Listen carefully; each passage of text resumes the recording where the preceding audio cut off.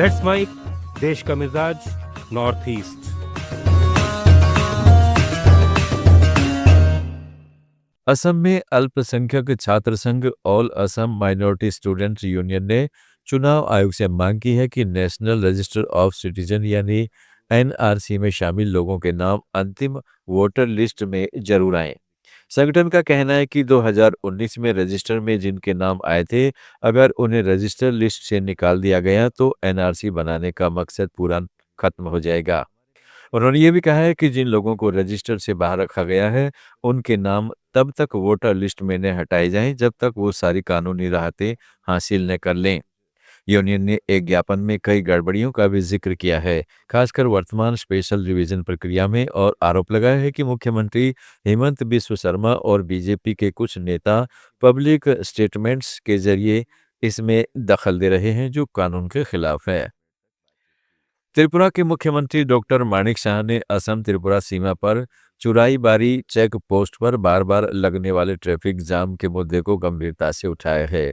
उन्होंने कहा है कि असम की तरफ चेकिंग पॉइंट पर जगह की कमी से लंबी कतारें लग जाती हैं, जिनसे वाहन घंटों फंस जाते हैं और यात्रियों को भारी परेशानी होती है।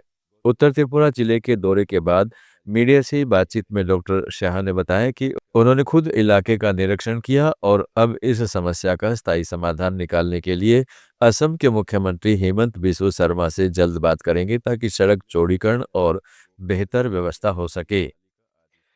मेघालय के गारो हिल्स में अवैध स्टोन क्वारी के खिलाफ अभियान चलाने वाले एनजीओ अचिक ने सदस्य दिलसेंग एम सांगमा की हत्या पर तीखी प्रतिक्रियाएं आ रही हैं।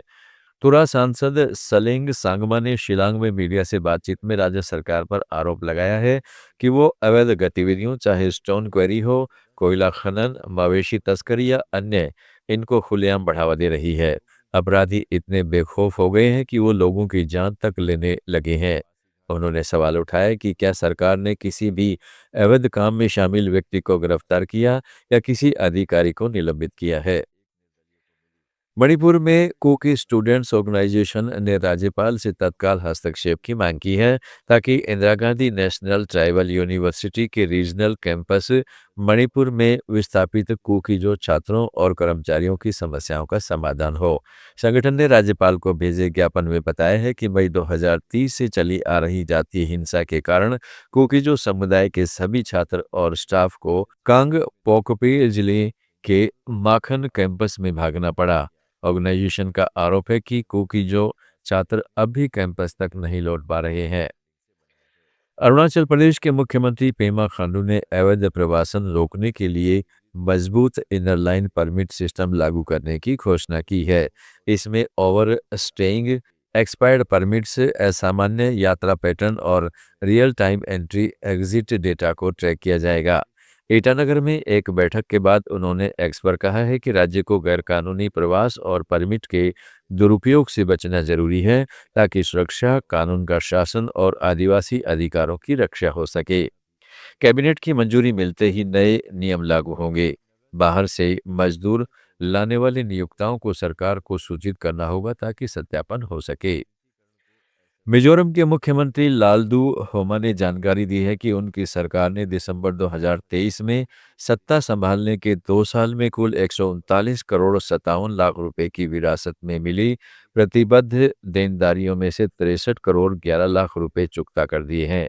आइजोल में जोरम पीपल्स मूवमेंट पार्टी मुख्यालय में उन्होंने कहा कि बाकी 76 करोड़ 46 लाख रुपए चरणबद्ध तरीके से जल्द ही चुका दिए जाएंगे।